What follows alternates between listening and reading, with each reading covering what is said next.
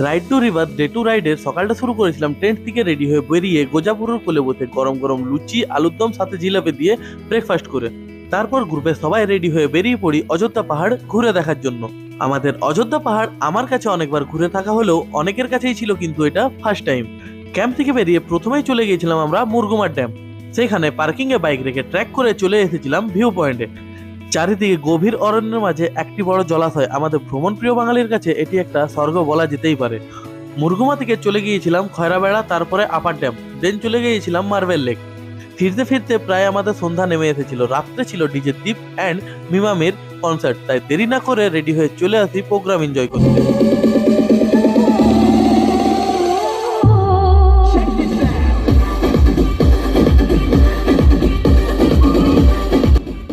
ডিজের programme শেষ হয় রাত্রি 1:30টাতে। চলো একই সাথে আরো কিছু জায়গা এক্সপ্লোর করি, ফলো মি।